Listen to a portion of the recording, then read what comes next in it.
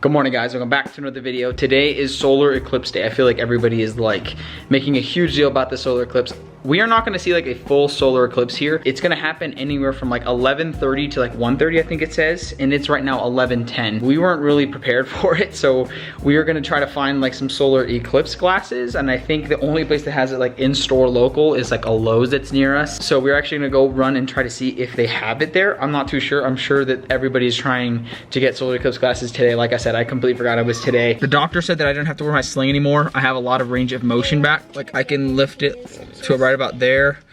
And then like, honestly my front is pretty good. I can lift it like right about here. But anything like diagonally, not the side, but like right at like a diagonal, ooh, I cannot lift it like at all. I'm just impressed with the range of motion that I had. This happened about a week and a half ago. The queen herself is coming here. Look at her. Oh no, I left my your rice. And I'll still eat it. It's the only pro about living in a state. It stinks in here. It smells like meat. We just pulled up at Lowe's and we're gonna run in and see if we can find it. I looked up online like what time the solar eclipse is happening, and it said anytime between like 11:30 and 1:30 here in Colorado. And it's 11:30 right now. Go on the top. No. There's only like certain states that are having a total eclipse and we're having a partial eclipse. So we're gonna run into Lowe's really fast and see if we can find some glasses. Well, that was a very fast fail. Help. Lots of things are failing right now. Oh my gosh, I got your shoulder. I don't even know what to do. Can you Roll your things like. open the door? Do you want me to open the door? No, grab my hand. Put me in. There's a black bag. Bro, pull. Are you pulling? Oh yeah, we're good. That was crazy. No problem at all. Guys, buckle up. That was kind of embarrassing.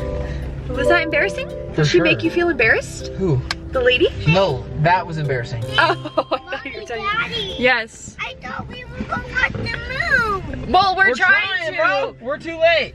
I think we are. We might be. Where's the library? You know where the library is? Yeah, it's close. Okay, Ben's gonna try and run into the library. We saw that you can get them at the library. We just got out from the library. But we went to the library because they suggested us going to the library, and I actually did see that online where like the library offers glasses, but they had a sign that said that they're like completely like gone, I guess citywide. And there's no more glasses available, period. Guys, do you think it's darker outside or no? No. No? You don't even think just a little bit of darker? I feel like it's happening like a little bit. I feel like maybe I'm just like going crazy right now and just like thinking things, but I feel like it is like a little bit darker. We're gonna end up not getting glasses, which is actually fine with me. I think the reason why it didn't really like cross my mind, I didn't really think about it, is because the kids are so little, and like the idea of them like staring at the sun and me trusting that they're like wearing their glasses properly is like a little intense. So maybe next solar eclipse we'll be a little bit older and we can understand like the importance of wearing our glasses, you know? Plus we're not getting like a drastic solar eclipse, it's a partial one. So I'm not bummed. I'm really not. It's all good. I'm switching with Ben because his shoulder is hurting, and I told him that I was gonna drive now. I don't know why he wants to drive with his shoulder hurt, honestly. Hi you guys, it's the next day. We definitely did not watch the solar eclipse yesterday like with glasses or anything, but I will say we did like sort of experience it, like with the sky kind of going dark. Like you could definitely tell that it was darker outside. We were in no way, shape or form in like the totality. That's what people call it. That's what I keep seeing on TikTok where I'm like, what in the world? Today's Tuesday, tomorrow is Wednesday, and we always host Survivor on Wednesdays, but it's so fun. We host at our house strictly because we can put the kids to bed.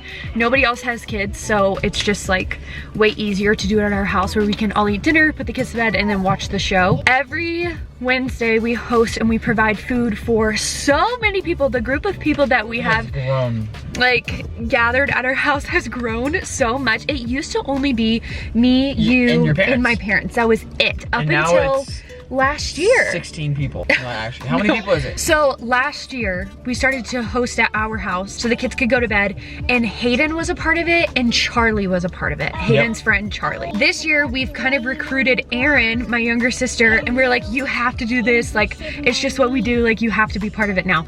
But Hayden, his friend Charlie, and Erin all have are significant others. Yes, they're all dating someone and they all have significant others that also come. So like Hayden's girlfriend comes, Aaron's boyfriend comes, Charlie's girlfriend comes, and so we just have a full house of people every single Wednesday. We literally have to pull out lawn chairs. Yes, we pulled out lawn chairs last week, which Mom said that last week was her favorite week so far. Why? She just said it was so fun and like she's like the food was good, like the conversations were good. It's a full house of people. Oh, it's a full house. Every single and Wednesday. Chaos of kids running around with people It's a talking lot. and Like, and it's getting warmer outside, so like last week some of us were like outside just yeah, kind we're of, like, playing hanging soccer out. outside with Sunny. So it's just really fun. It really is. I think the hardest part of every Wednesday is coming up with a new meal each week that can feed a mass amount of people. That's the hard part. So we've done like chicken bacon broccoli alfredo. We did brisket and ribs last week. Brisket? Oh, sorry, pulled pork sandwiches and ribs. What else have we done? Oh, you did fried chicken. I did fried chicken, we did Alfredo, we did spaghetti, we've done chicken Alfredo. So we just went by Dutch to go see Hayden, and I asked him like, what sounds good for dinner tomorrow? Because Ben and I have been so stumped. And he said burgers and dogs. And I'm like, that is so easy and perfect. Yeah. So we're going into Walmart to go and get some stuff for burgers and dogs tomorrow for Survivor. Are you guys ready? Let's go. 1, thing 2, and thing 3. Look at our shadow, you guys. Look at our family. Addie, sit down. Here, bacon, please. Hot dogs. Here's stuffed one. buns, Stirred Stop, please. ground beef.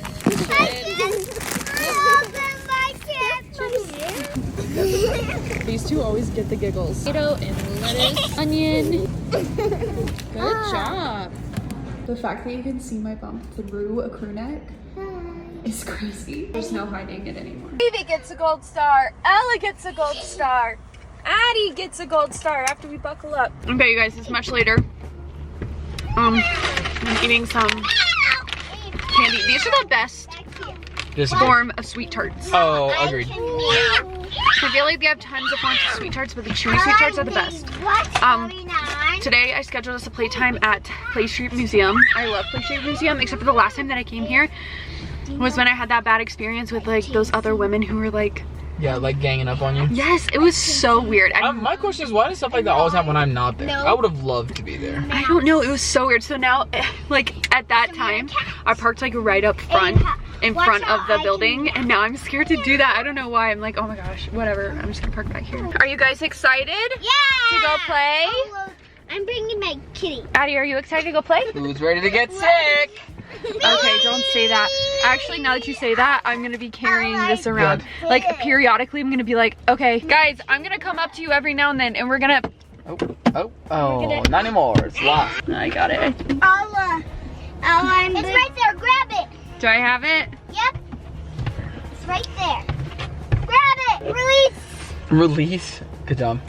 All right. Do we need to start out the No. I'm good. You know what's scary is like some sicknesses aren't killed by alcohol. What? Like this is like the alcohol like So the kills germs. 0.01%? Like some. Doesn't that like kills 99.9% of? Right, exactly, yeah. That's it's actually 99.99%. So it's 0.001. Do you need some? No. Oh, You she don't- doesn't like the smell of it. Watch, do it. You You need some. Put some on, Eddie. Kitty. Was it stinky? She, last time I put some on her, she was like,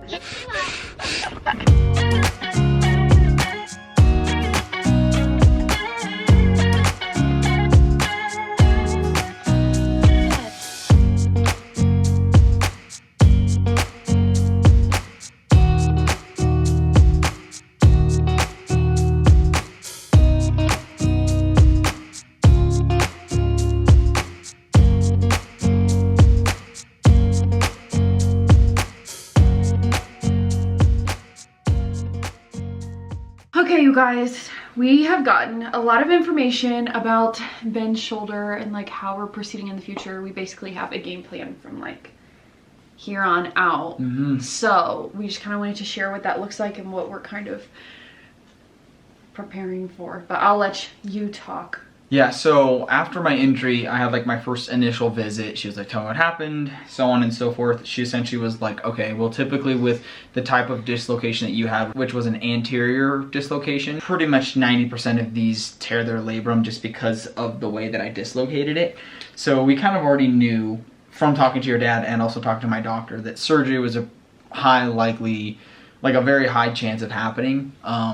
And so then after our first initial visit, I got an MRI done. I went back and saw her, and she like went over my MRI, and she was like, yeah, you completely tore your labrum from like the 3 o'clock to the 5 o'clock position. I don't know exactly what that means. And then I had something like fractures of the humeral head or something like that. Yeah, but there was like, it was like certain Hill-Sachs 4 millimeter deep Hill-Sachs impaction fractures of the humeral head. So when I was talking to pretty much David, he was saying that like I dislocated it so much that like I tore my labrum on one side, and then on the other side, like the impact to like my shoulder bone, I guess, or like the joint made it there, so there was like an impact fracture as well. I don't know. Clearly I messed it up pretty bad. The doctor was like, yes, I 100% think you need surgery. She said, if you don't get surgery and you maintain the lifestyle that you have been living, your shoulder will 100% pop out again, and it will continue to pop out regularly. And then she said like a bunch of other things that could happen. She was like, that instability you'll feel in your shoulder, which I've mentioned to you before. Which like if I'm like walking down the stairs and like I take a step down like with my left foot first, I'll like feel like my shoulder like kind of come down a little bit, and then like I'll get chills all like, I don't even know where I get chills, but like I can just feel it. Or like if I'm just like kind of like messing around with the girls and I'm like moving up and down, I'll also feel that like same like instability. And I gave her that example, and the doctor was like, that's exactly what I'm talking about with instability. You'll probably have that for the rest of your life if you don't get surgery, because since that labrum is not there keeping your shoulder in place, it's a lot easier. And essentially that feeling that you're getting is like your shoulder like kind of like not popping out of place, but like there's nothing holding your shoulder in place and doing those things. She also said that my range of motion will be bad, like I would never be able to do this again, or if I would, it would be very limited in range of motion. She said that like stiffness as I get older and like arthritis and like all of this craziness after surgery and after like I rehab, my range of motion when it comes to like doing this could be shortened. But when I was thinking about it, I was like, there's not a lot of things that like need you to do that. And also I would take this a little bit less range of motion here than not being able to do this. And then she also said like infection, but that's like a 0.01% chance. And since they're not cutting me open, it's less likely of that happening. Time frame for recovery. And I feel like this is where it like really hit me. Was I asked her, I was like, okay, so what's time frame? She was like, okay, well, the soonest we can get you in for surgery is a month from now. And then she was like, and then after your surgery, it could take anywhere from 6 to 9 months to get fully back to where I was at. And I was like, my jaw dropped. Like I literally was like, what? Like 6 to 9 months? I'm like, I can't do that. And yeah, it was hard for me. I was telling the doctor, I was like, okay, so can I have this surgery at another time? She was like, yes, you can have this surgery at another time. And then I was like, okay, so I can do it whenever. And I was like, but the recovery period will still be the exact same, right? She was like, yes. And so in my head, I was like, okay, well, if I really truly need the surgery, like there's no point in me like rehabbing myself back up to strength if a year, 2, 3, whatever, 5 years from now, I'm still gonna get the surgery and still have that exact time frame. So like, why would I, like I'm not like full health right now, if that makes sense. So like, why would I wait? But yeah, it was definitely a lot. So she said that for the first 6 weeks after surgery, I'll have to wear a sling. And then right after surgery, PT will start, like passive PT where somebody else is moving my arm. And then after like three weeks, I think then I'll like start doing like little movement. But it's like a lot of PT, a lot of recovery, a lot of building back up. But strength. The nice thing is that she said that like since my body was used to working out, my muscles will have like muscle memory, and it should come back a little bit faster when it comes to like strength. And she was already impressed with like my range of motion. She was surprised that I can lift my arm. No, Ben, I don't like this. She doesn't like it. She doesn't like it. I even had a dream last night that it popped out of place because he's like starting to move it more, and it just like really freaks me out a lot. I can like lift it up here. I can lift it up here. It's like when it comes to the side. Like when it comes to like not vertically, not to the side, but like at an angle, like diagonally, I can't do that at all. Like if I try to do this and like scratch my back, that hurts. But honestly, and okay, some people were asking like why you're out of a sling. okay, that's what she said. So the doctor was like, after I had that, like when she looked at my MRI, she was like, you don't need to wear your sling anymore. She was like I said, she was impressed by my range of motion and like the strength that I had still. So she was like, you don't need to wear your sling anymore. If your arm gets sore, then I would put it into a sling. But what I have found is like, I'm not in pain, but sometimes since my arm is out of a sling and I'm starting to get used to it again, I'll try to do things that I would do normally. Like I just said, like scratching my back, like yesterday, I tried scratching my back and I was like, oh, and I just like got like a little sharp stinging pain. I was like, well, I just like literally just forgot about it.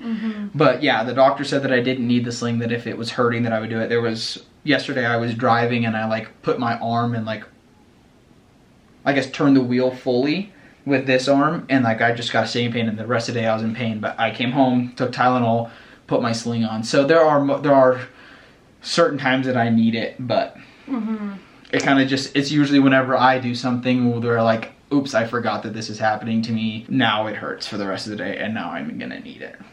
So, but she also said that it was good to like have it out of your sling, so like, because if it's just locked in the sling, it gets stiff. It'll like, you're not like using it to a certain extent. Obviously I can't use it to the full extent, but like I can still like move it around. I feel like you don't really even use it. Like when it's out of the sling, you just kind of like keep your arm here, like you don't really use it. Exactly. I will say, David scared me because he was like, make sure to wear your sling at night, because I've had patients in the past, because I'm a stomach sleeper. A lot of times when you're sleeping, you're not aware of what you're doing. And he said that he's had multiple patients in the past that are stomach sleepers that'll end up on their stomach with their shoulder over their head and their shoulder dislocates and they get stuck. Stuck? Yeah, like stuck. Like you can't move. Wait, really? Yeah, well, like obviously, like you're... He said that? Yes, ask him today. We're gonna see him today. Ask him. He said that they'll get like stuck, like their arm will be stuck up here because it's dislocated. Could you imagine that? Yeah, could you imagine like I'm sleeping, I'm like, like imagine waking up and having it, you would have to pop my shoulder back, or I would have to do it. Like you essentially you dislocate yourself and then you wake up with your shoulder dislocated. Yuck, that is disgusting. I don't know. This all I wear my sling at night 1,000,000% because that's awful. I just got emotional for like the time frame. Like I said, I'm a very active person and I think we've talked about it in the past, but like when COVID was first a thing and I couldn't go to the gym, I remember having the hardest time mentally. And like my only outlet during that time when gyms were closed was running, and then I would just run a lot. But you can't. But I can't even do that. So how have you been mentally for the past like 2 weeks? I've been really good. I think last week I would say I was kind of down. Like you saw me. I was like just like down. I felt like I'm a very like positive person. I bring a lot of energy, and I feel like last week I was just like kind of complaining a lot, and I never really complained. Well, it was very strange because I was kind of suggesting things. I was like, hey, like you can still go on a walk, or you could still go to the gym and only hit legs, or you can do all of these things. And it just seemed like that wasn't what you wanted to hear. And like if it wasn't the way that you wanted to do it, like you didn't want to do it. And so I had to like talk to you and I'm like, hey, you obviously can't do the things that you used to do, but you also can't like say no and be really negative about the things that you can do, because that's only going to limit you more. Yeah, no, it was for sure like, I think it was just a bad moment. I think it was just like, actually it wasn't even like it was like a couple of days worth. Yeah, but then you almost canceled the gym membership. I almost canceled the gym membership just because like we go to an expensive gym because like I go to an expensive gym because I go there pretty much 5 times a week. I get ready there, I take showers there. And I was like, okay, well, I'm not going to spend this amount of money if I'm not going to go and do it. But then Katie was like suggesting that I should just like go and try. And just see what you can. Was on Monday 2 days ago actually. And it was actually really good. It was kind of like, it was kind of sad like seeing other people like benching and like doing all these other things that I would normally be doing. Like obviously I still hit legs, but it's like doing things that I truly like doing, which is like upper body. Like not being able to do that was kind of hard. But just like being in the gym and like, it was kind of different because I was like hitting machines and stuff where I don't need to use them. I was like doing leg extensions, hamstring curls, like glute kickbacks, leg press, stuff like that. But it was better than nothing. And then honestly, the biggest thing for me that I think helped me was like sauna. I've always been like a huge sauna guy. I'll do like sauna 20 minutes a day, and obviously I can sit in the sauna. So I'm just like, I don't know. It's been really good. I've gone the last 2 days in a row. Do you know what I'm actually waiting for? since like push-ups are here, then I'm just saying, I'm not gonna try it, but what I'm saying is I'm waiting for the day that I can do push-ups, because that way I am totally, like if I could do push-ups, I would be totally content. Like I would happily do, I would do 10 push-ups, 10 push-ups every hour, just something to maintain and simulate my chest. I would be cloud nine. So yeah, he's getting surgery next month. Yeah, I'm getting surgery next month, early next month. 6 to 9 months, but I'm gonna take PT like a sicko. You know I'm going to. I'm gonna be like 6 months is my goal. Okay. Yeah. Alright, well, that's gonna be it for today's video. I hope you guys enjoyed. If you did, make sure to give it a thumbs up. Don't forget to subscribe to our channel and follow us on all the social medias down below, and we will see you in our next video. Bye guys.